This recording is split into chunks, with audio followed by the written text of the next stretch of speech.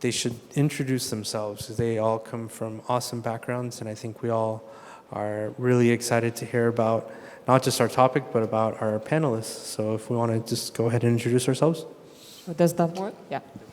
Hi, so I'm Taisia. I've been in tech since like Web 1, I think, like 20 years now, at least officially. And I've changed a lot of industries. My last startup was in GovTech space, and we unlocked data from government to government, and that was a while ago. So then I joined Affinidi. I'm product director at Affinidi, and we are self-sovereign identity and decentralized identity company. And I also contribute to Deep Skills, which is Web3 native company that is striving to build decentralized reputation. And we're building a reputation protocol for that matter. Hi, everyone. I'm Dan Kelleher. I work at Civic, and we're building an identity platform for Web3, essentially. So identity on Web3 has a lot of different meanings for different people. It covers things like regulatory compliance for DeFi protocols. It covers Sybil resistance, bot resistance, reputation, what NFTs you own, what DAOs you contribute to. And we're building a platform that kind of covers quite a lot of those bases that's also cross-chain. Thank you. And thank you for joining us after lunch. Hopefully we will be able to wake you up. My name is Balázs Némethi. I work currently at kycDAO, where we are doing reusable identity verifications in Web3, something similar to Civic, just maybe different. And previously I worked at the Decentralized Identity Foundation, which is a standards org focused on decentralized identities. And prior to that, I was building a banking solution for refugees and disenfranchised people. Thank you.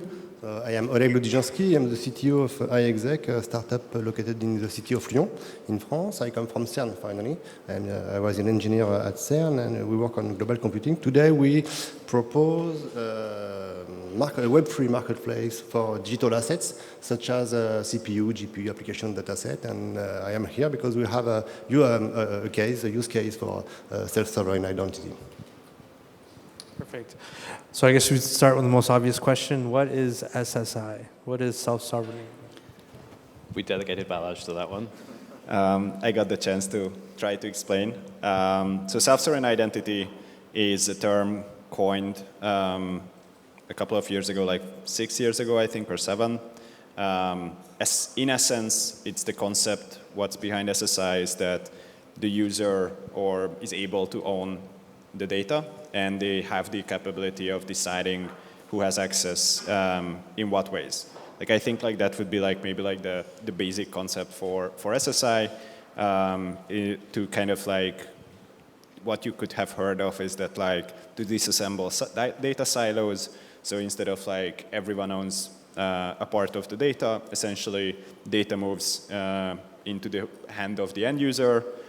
Whether it's an organization or an entity, that doesn't really matter, and the end user has the ability to store the data and kind of like avail it as it goes through different services requiring different parts of the data.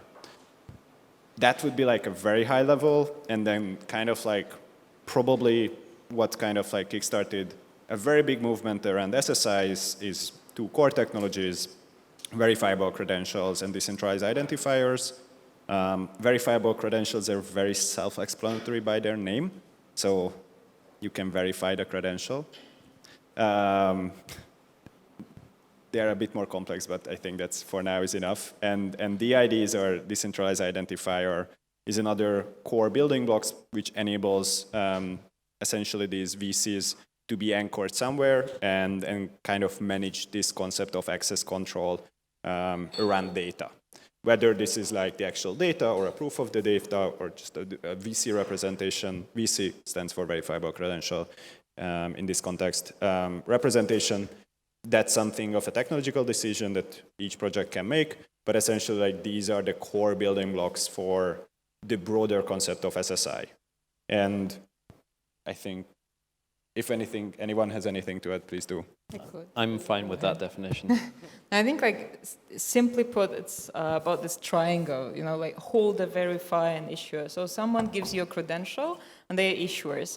And you as a holder, you have this credential, And then if you need to present it to someone, like that's the verifier. And that kind of regulates this relationship between them. And verifiable credential is basically, of course, it's JSON with a signature about the issuer. And that's where a lot of additional components come into place. For example, issuer registry. Is it a trusted issuer? Who can trust this issuer? And all these kind of, scoring ratings. There's like whole universe of components, I would say, in this space. Which overlaps, right, with what we're here for. It's an Oracle Summit, and eventually, if you're dealing with blockchain, you deal with the concept of oracles, and you deal with the idea of trust and how decentralized does an Oracle framework or network need to be? Who decides who gets to be an Oracle or not? Does it matter? Can you build systems where it's completely trustless? And the same questions really apply in the self-sovereign identity space. And essentially, what a lot of it comes down to is the ability to choose, the ability to the power to be in the hands of the end user. So a good analogy for people who are new to the self-sovereign identity space would be when you log into a website for the first time. Typically now, we often prefer to click the login with Google or login with Facebook button rather than create a new username and password that we have to think about. And that's extremely convenient for the end user, but it's also extremely good for the Web 2 large companies who then get to sell your data to advertisers. And as long as you're okay with that model, everybody wins. But there is an alternative model, and that alternative model is more appropriate in a decentralized space in the Web 3 world and the blockchain world, just the same as the end user shouldn't have to be faced with a specific oracle that they have to trust. Rather, the oracles should be in some way trustless or in some way reliably decoupled from the protocol itself, if you know what I mean. So just the same way, if I'm logging into a website, I shouldn't be forced to have a Google account or forced to have a Facebook account. I can take control of my own data and provide the data I need to that website. There's a lot of overlap there, I would say. Yes, absolutely. And I think that self-sovereign here refers to the confidentiality and ownership of the data themselves. So, of course, in our everyday life, digital life, we have to authenticate, and we are authorized or not to do things or that. But we lose the control of our data. We have to trust some server somewhere, and we have to trust them that they don't leak our data. We have to trust them that they will keep us being able to access to these services. So this is a real problem. And self-sovereign refers to the fact that we regain control about all that with confidentiality, ownership, and authorization too. Yeah, I think it's principles of zero knowledge proof and also selective disclosure. So I would say as well that, yeah, it's about giving power of data and ownership of your data back to you, and then, yeah, about privacy of your data. That's self-sovereign. So selective disclosure being, I only give the information that you need and not all the information at once that I have. And that's something that I can control rather than being forced upon me, basically. Maybe the identity, like your use case with beers, as an example. Sorry? Beers, the vending machine. Yeah. I think it's a good example. I just want. So Civic, we a few years ago we had a vending machine solution which was quite. They got some news in the US because in the US you have to be over 21 to buy a beer, and there are very strict regulations on checking that anywhere where alcohol is sold. And we had a basically selective disclosure system where you would be able to prove that you are over 21 without having to give your entire credential, your name, date of birth, nationality, passport number, or whatever it was, to the person who was checking. So it's an example of selective disclosure.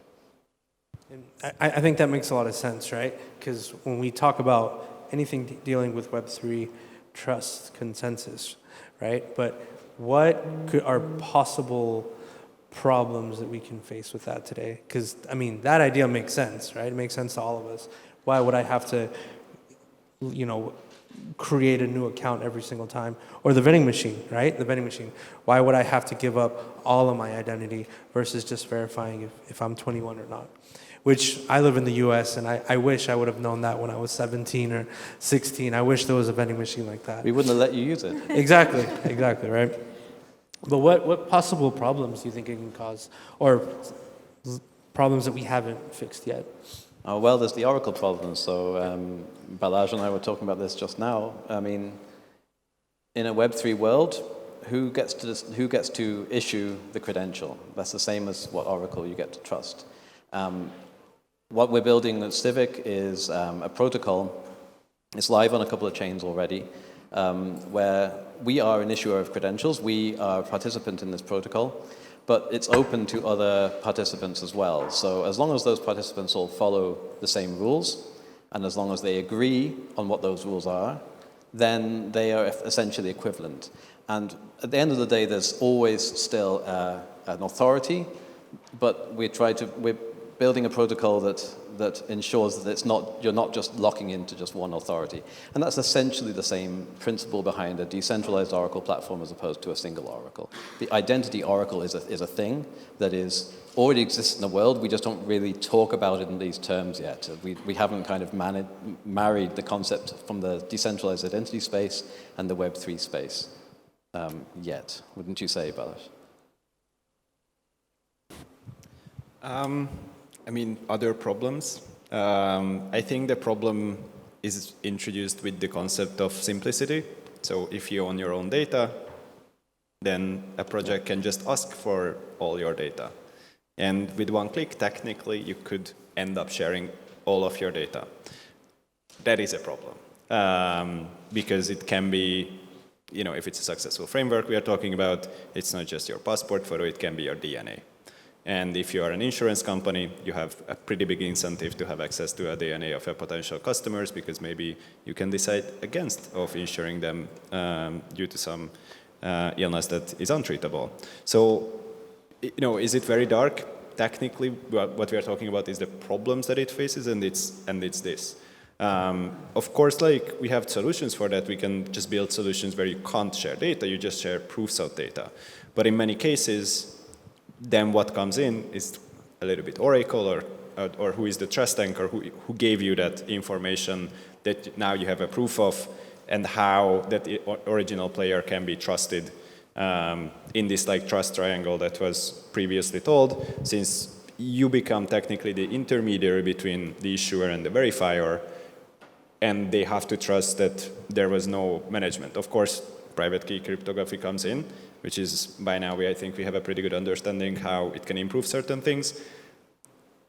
But private key cryptography still needs real-world assets to be proof that that key actually belongs to another organization, and it's not just registered under the same name in ENS. So governance of trusted data or trusted sources is exponentially complex when we start to talk about a very broad range of data. It's just one of the problems, I think, that I like to bring up.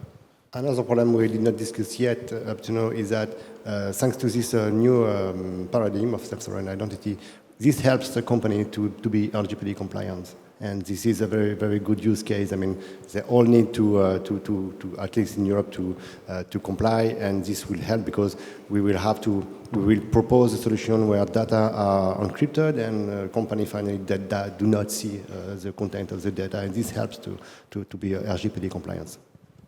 Definitely. Another issue is GDPR.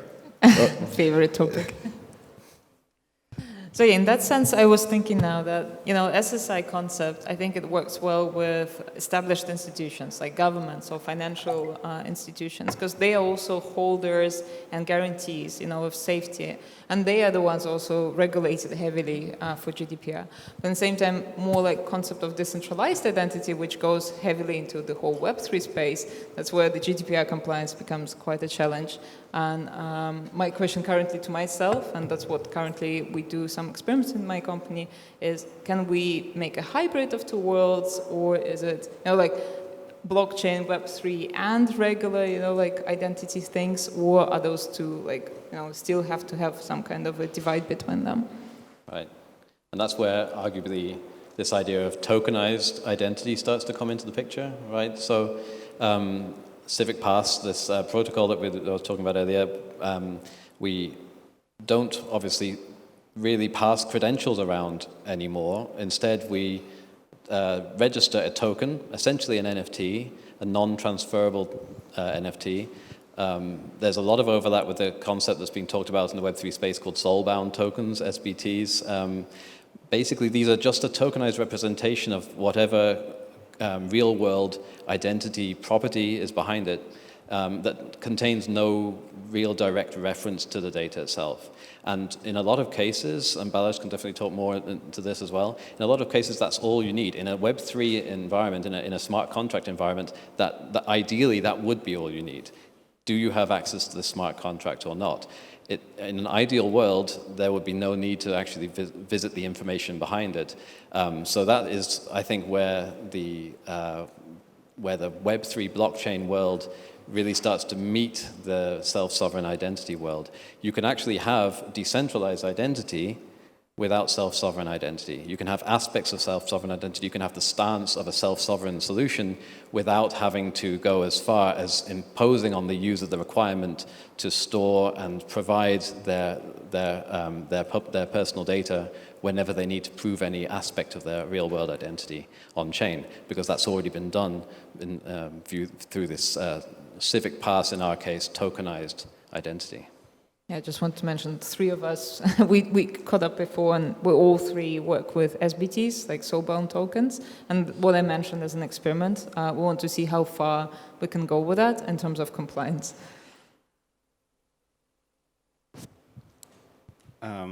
Yes.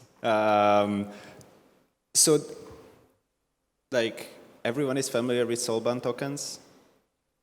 You can say no, it's non-transferable assets or NFTs. Just wanted to make sure.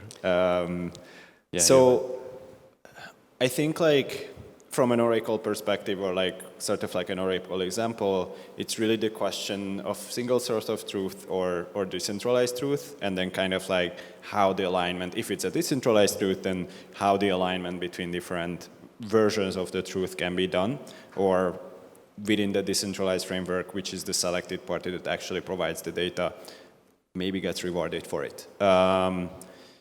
And so, like, I think one big difference, how we are approaching it, we are approaching it a compliance first. Our framework is a single truth based ecosystem player product with the goal of, like, making sure that bank level compliance can be achieved through proof of verifications, while Civic's approach is a lot more about the decentralized truth of being able to bring in different players and enable them to make their own decisions based on a single form of data. So, like, and then you can combine these and it can get a lot more complex. I think where it becomes sort of like interesting that when we are talking about this, we are always talking about like KYC type of identities, at least these, I think the 3 of us. I try not to, but we do. You okay. do always end up. I do. Yeah. We always end up falling into that well, trap. yeah, because it's like a very clear use case that I think most of us have faced before who have a bank account. Fuck banks.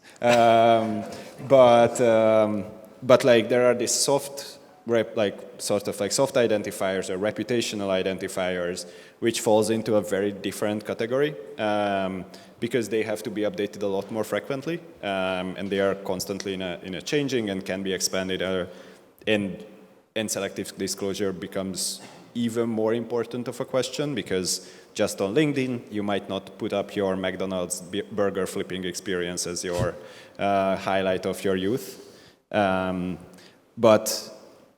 if it's an on-chain proof that was minted as a soul-bound token that you were flipping McDonald's burgers and you were the worker of the year or the month, that's gonna be there for a long time.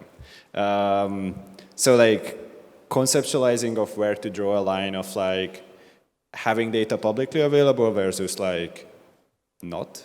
In some use cases, of course, it's great because it can be like on-chain level gated against. But who cares about your burger flipping experience? But it can be used against you. So like it's always this question, and like a lot of debate currently goes in our space of broader identity of like, is there a line? Naturally, a lot of Web3 thinking just goes into like, let's put everything on the blockchain because then it's like verifiable and it's there. The problem is this four-letter word, GDPR. Technically, that's not really GDPR compliant for many reasons. But like also the bigger issue is just personal privacy, because you just disclose certain information which can enable others to calculate who you are, even if your name never shows up, and potentially use this information for malicious reasons. Yeah. So actually, that reminds me of another aspect of what we're building, which, aside from Civic Pass, which is this kind of access control tokenization of real-world identity properties, we have basically a profile product where you can present your on-chain, your Web3 identity to the world. And one of the things that we're really trying to build with this is the ability to have effectively multiple personalities, right? That's one of the benefits of a pseudonymized world, that you can log in with a different crypto wallet and you present as someone completely different to the world. And as the concept of Web3 starts to develop in the consciousnesses of people outside of these sort of rooms, that presentation is no longer just a public key that signs transactions, but it's actually a real-world identity that people expect to at least as much represent themselves as their passport does. So ensuring that you can have different tranches of your persona securely sequestered into behind different DIDs or different public keys is a really important part of whatever develops as the core of Web3 identity. I think a lot depends on the use case. So, for example, there is like airport security where they need to know who you are, that your credential is really your credential, and you're not in any, sanctions list or CIA that's not looking for you. There are other use cases, like for more Web3 native, but where they still need eventually your real identity, or they might not need to know it, but they need to know that you're still, compliant. For example, if you're a DAO and you have contributors, but you work with governments, you need to know that these people are not in sanctions list. That's one of the use cases that I'm aware of. But then there's another part of identity, which is about your reputation and your multiple identities, like your multiple personalities, because you might not want to mix your gaming identity and your professional one. Your personal hobbies and some other things. And I think, we work more in the reputation space as well, and currently working with this Web3 reputation and trying to see how we can enhance it. We DAOs, so how much, we're making the reputation more granular and more quantifiable and qualifiable. So how many hours you spent, or maybe not hours, but how much of contribution did you make in this DAO? And then you went to another DAO, because it's much more flexible world. And what are your contributions there? Like, what was your role? And all of that combined is just like what we're trying to do is more like a social graph. It's a underneath layer that is, social graph that doesn't belong to Facebook. And then on top of it, you can build infinite amount of applications. And those applications would use this data without, too much of privacy violations and interpret your data. So some people will say, well, your score is, 120. Some people will not score you at all. Some people do it differently. So it will be all about like data available there, and then different systems plug in and trying to make sense out of all these data points that belong to you and that you're willing to disclose. The important part of self-sovereign identity in our case, that we still create this permission layer, what kind of information you want to disclose and in which kind of context. Just one word back to the airport use case. This is exactly the good example where the airport don't want to know who you are, this is the point. They just want to know if you are the one you pretend to be, and they don't need to know if you have blue eyes, if you were born in Paris or wherever you want. And this helps them to respect RGPD. And on the other hand, the end user just want to pass the gate finally, and he don't want he or she don't want to give some information that the airport does nothing. The only thing is that the process must ensure that the ID, the passport or the ID is valid, and it is yours, and that is all. And here you this is exactly the use case where it is not necessary to send all the details. And this is exactly what we try to do. Yeah, we worked with airports and governments as well on COVID use case.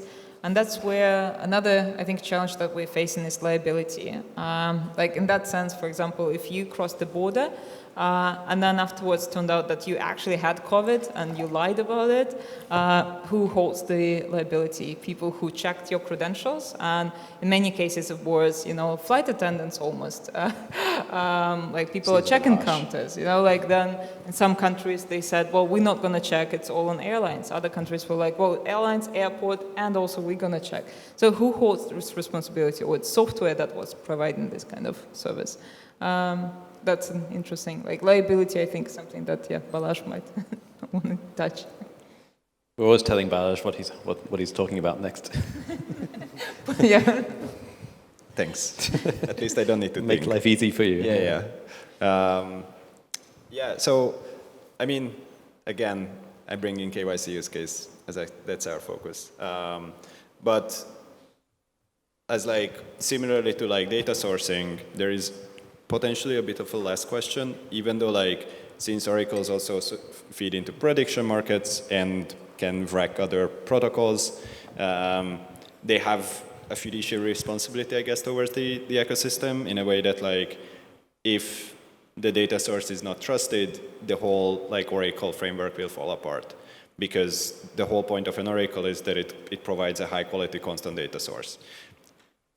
That spiced up with regulatory requirements is a little bit of how we are looking at our service, is that we are enabling real world people to be assigned or attested to the wallets that they are able to hold and control, and therefore we are essentially become an oracle, but I mean it's a one source oracle, but we are feeding this information in a way to the blockchain, enabling other protocols to rely on that fact of verification. Very similarly how oracles feed data to different chains to enable the data to be used. I don't know enough about oracle ecosystem if there is any kind of regulated use cases. Probably there are. This is something that we have to consider. So what the format and what can go on a chain and what shouldn't go. Mostly nothing, basically, in my opinion. But where it comes to the liability question, which is kind of the response to the requirements, is in terms of financial products. To be able to access a financial product, someone needs to make the decision to enable you to access it.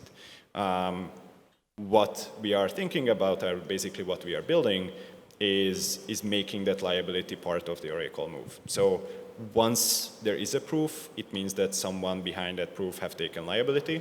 So anyone relying on it doesn't need to reconsider this wallet's capability of access services, because from the data source perspective, the data has been kind of taken care of. Just quick comment. I love chaos, I love anarchy, but then you face the real world where there is liability, compliance, and if you want to build a business and you want to work with real world big customers, then you have to face those things. Yeah, and I guess in kind of people steeped in the oracle world, which I admit I also am not, would argue for a kind of a staking-based mechanism, right, where stake is slashed if some consensus decides that any individual oracle is breaking the rules. And we actually have a component like that in our white paper. The white paper actually belongs to identity.com, which is our kind of open source wing, if you're looking for the white paper for Civic Pass. But I'd be very interested to talk to oracle people like yourselves a little bit about this, because I'd be very interested to see if a kind of identity oracle works. If that sort of pattern of consensus on rule breaking and slashing stake would work in a general purpose or even a specific identity oracle use case. If somebody issues a pass or issues a token to somebody who's then later found to be fraudulent, they are punished for that, because that would be ideal if it were to work. But, well, I guess we'll wait and see.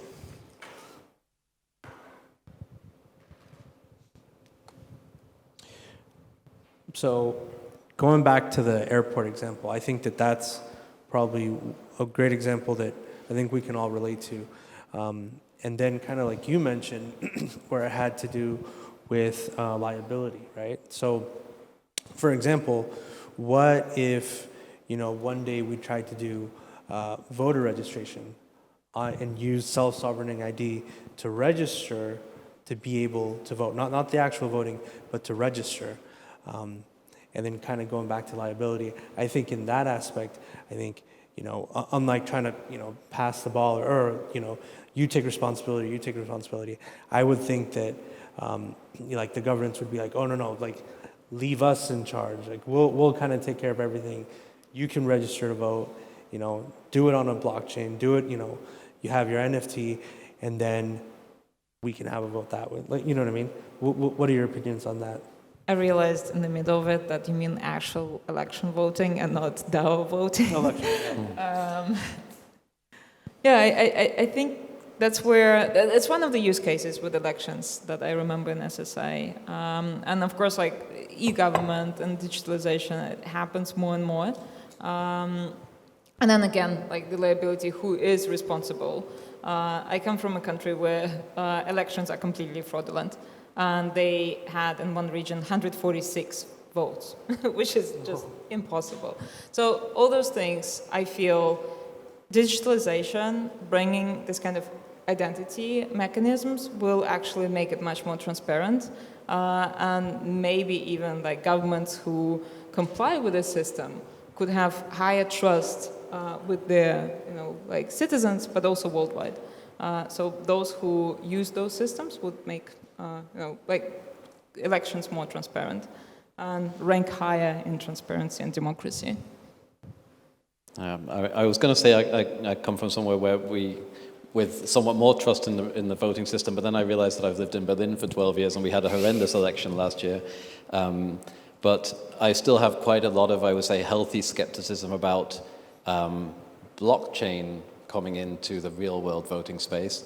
I think the concept of digitization, we're still getting there in Germany, so that's step one. We just have to do that first. But digitalization and then verifiable credentials, sure, definitely. These are good tools. If you start to blockchainify voting systems, you start, and you don't use the government as an authority, for example, you start hitting up against this idea of uniqueness, of Sybil attack resistance. This is primarily of concern to DAOs. Not all DAOs, but a lot of DAOs are aiming for a one person, one vote sort of model, or at least the ability to have some sort of Sybil attack resistance. And that's something that Civic is starting to get into. I'm very interested to talk to anybody who's also interested in that space. I think it could end up being a killer app for DAOs, or something that makes DAOs much more usable in the real world, much more able to, for example, represent real world communities. So one word is that in this solution, just like in the airport use case, we must all have in mind that this is kind of oracle because we bring to the blockchain the result of some real data computation. But there is one thing very important is that in this system there is a huge centralized, trusted partner, which is the government, which the government publish your identity card or your card to be able to vote and things like that. So in that sense, it's not a real oracle because you don't have. I mean, there is one trustable point in this system. So this is very different from oracle. Yeah. Yeah, and obviously security of the system will be one of the biggest questions, like the whole meddling with elections thing, very important. It's hard to beat a paper trail, basically. Yeah. Yeah, there was something else. The one thing that you can do with voting, I don't know if blockchain is needed, but some kind of like verifiable credentials with framework is the ability to check if your vote was counted against. So that's something that like paper-based and a lot other frameworks cannot solve for.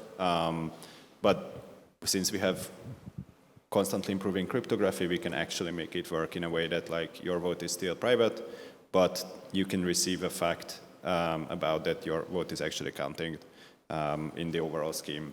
Without revealing that you voted at all is also important. Well, the system doesn't need to know who you are. but it can give you a fact that you voted and that you are a unique person. That's kind of what matters at the end of the day in a vote. And the system also shouldn't know what you voted, which is another big piece in digital voting. But it hasn't been implemented in real life to my knowledge yet, so. Or maybe in an extremely small use case.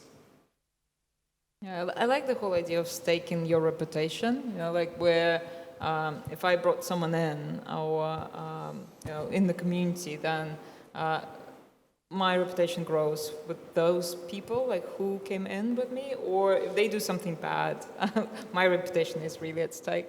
But that's something which is hard to, I can't yet imagine how that brings into the real world, like governmental elections. Well, that's actually something I wanted to ask you about in the concept of reputation, because if you talk about self-sovereign identity, or in its purest sense, as you described it at the start, Balázs, of the end user getting to choose what information is presented to whom, but you also want to have a reputation system where you can be punished as well as rewarded. It's, again, not pure self-sovereign identity. You can hide the parts of your identity that you choose to hide. And so I guess, for me, when it comes to SSI, and it's more about a stance, it's more about a principle that follows standards that don't ascribe authority to any one given organization up front, rather than a strict set of definitions, because those definitions in the real world, or even in the Web3 world, which we're going to, for now, describe as the unreal world, they don't always apply, and they shouldn't always apply. Or have you solved that problem? No, definitely not. I wish I could say that.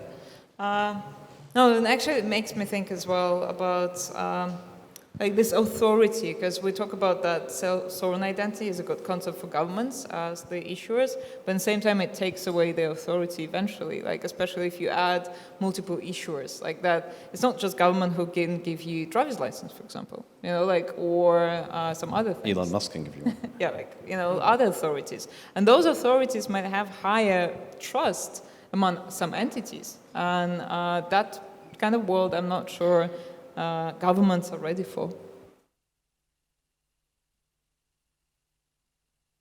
Anything over here? Yeah. You got any more questions for us?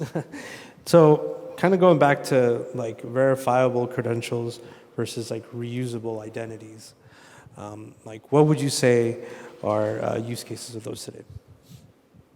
Reusable identities, so portable. Yeah. Yeah, actually, we didn't mention that part. Like, SSI is a lot about interoperability, so different standards that you can have, multiple entities who can verify those because they have the same schemas and so on. There's portability therefore as well. And portability part, good example, for example, all your preferred kind of, songs in Spotify, like Spotify owns it, and then this data is can be easily transferred to, SoundCloud or whatever other platform. That's kind of the portability part. Then the verifiability, obviously, so the whole track record, who issued it, do you still own this, is it revoked, and so on. So in this sense, reusable, I guess like reusable is part of SSI, I would say. Or maybe, I don't know, didn't get the question. Yeah, I mean, the ideal, especially when it comes to KYC, of going through a KYC process once, and then being able to reuse that information multiple times. Compliance and ongoing checks come into that, but that is one of the benefits that everyone can usually identify with. It's a pain going through KYC, especially in a country such as in the US, for example, where you tend to go through KYC a lot of times with lots of different organizations. Here we have less choice, and maybe that's actually a good thing. Yeah, I think like one of the things there where you have to pass multiple times the same procedure again, and you have multiple authorities, entities who can do that, and then each of them has a wallet where you store your different credentials and so on. That can be quite inconvenient feature, and that's why this kind of interoperability, but composability, and making sure that we don't do double work. And then even in our company, we have like 5 different wallets that we have developed for different use cases, because those wallets and different use cases are not yet overlapping, but eventually they will. So eventually, you're a person who, like works here, travels there, like has a hobby, volunteers, and each of them, like it's still you. You don't have to have 5 different wallets for that.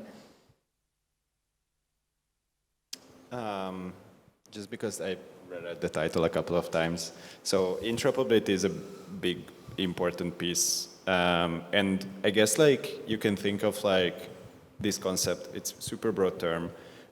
If you think of a supply chain, generally speaking, SSI have adoption in the supply chain space just because it's a natural space where a lot of different actors interact in relation to a single unit of something. Production, shipping, more shipping, and then selling it. And even like maybe adding new pieces to it, and so like making it bigger or more complex. But like essentially like all those frameworks end up using slightly different technologies on how they manage internally. But because supply chain, we are trying to be even more and more efficient, enabling them to rely on a common framework is something that essentially makes the entire chain a lot more flexible. So this is where the whole like let's use some form of a self-sovereign identity, at least in a conceptual basis, and agree on schemas. So very rudimentary, a ton of call. It's going to be always a ton of call. It's not really going to have a QR code, but it's a ton of call originated somewhere, shipped by this many people, shipped by this many organization, may have been cleaned, or I don't know exactly how call works, and then essentially arrives somewhere, but it's able to create this like path from the origin, which can be then verified all the way using verifiable credentials. So like reusability is that once it leaves one party, the next party can still rely on the original issuance of origin and know that it's able to verify that there has been other steps. And kind of like that's the concept that like wherever you go, it is understood that there as well. What it introduces sort of like a complexity is that the other party has to be able to understand that format. So either a big consortium of companies come together and agree that this is great, or a big company tells small companies that now we are using this format, and if you want to do business with me, I made the decision. Or there is a government. Of course, it can be bottom-up, that we all have this, so you should rely on it. In this, it might not be the most successful approach, but essentially like, there have to be a drive to agree on formats. Standards, interoperability, frameworks or profiles. And as you might know, working in crypto, governance is hard. Well, I mean, chosen standard will be chosen by the market when the market will be mature enough. And this is not because we are on the blockchain that interoperability and standards are more easy to achieve or not. I mean, this is exactly the same problem with Web 2. But does tokenized identity or tokenized SBTs in general help with this problem at all? Like maybe not in the supply chain case, but say in like the accredited investor case where we're talking about, I know you're involved there.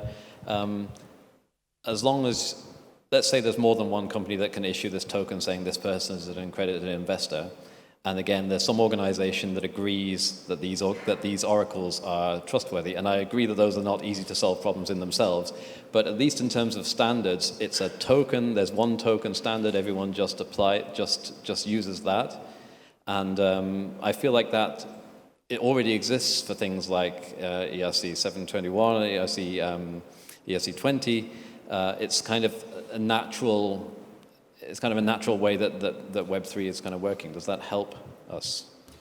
Yes and no. I don't think we need to tokenize accredited. So accredited investor is this US regulation that requires individuals to be wealthy to be able to invest in early stage companies. Pretty easily put.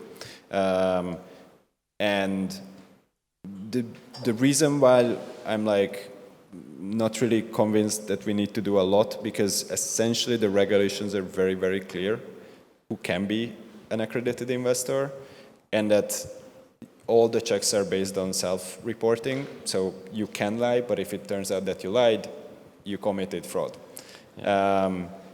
We can tokenize it, but like essentially the end result to receive an accreditation letter is exactly the same for anyone who receives that letter. There is no difference between the letter. It's just maybe, okay, the name on it.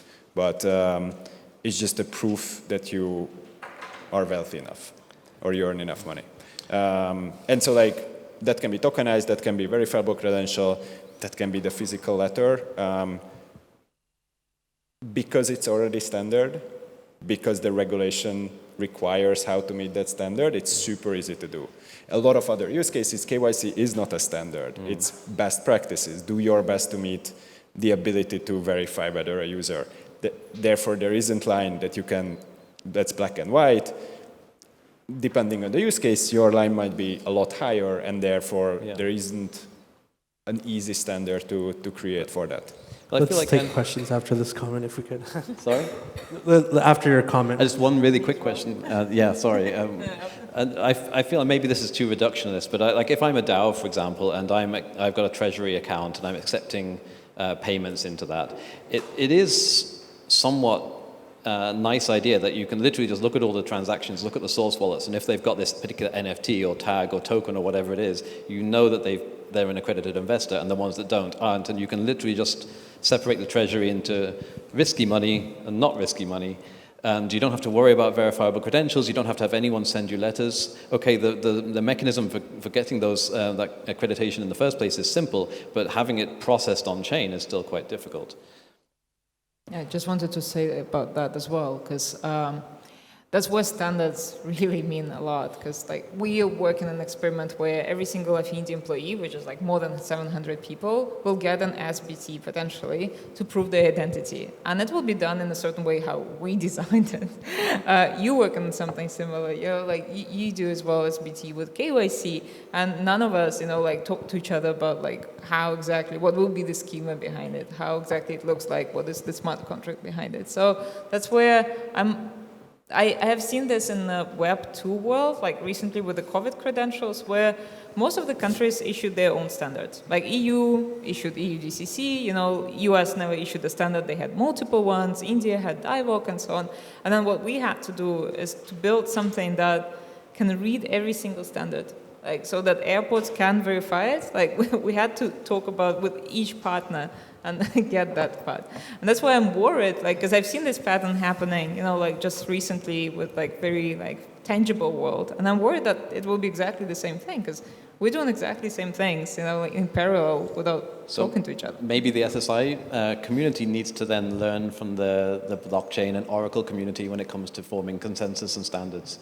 And then blockchain community, learns about... Let's talk more, just chat more with each other. Yep. Okay, this was great. Thank you guys. Thank you so much.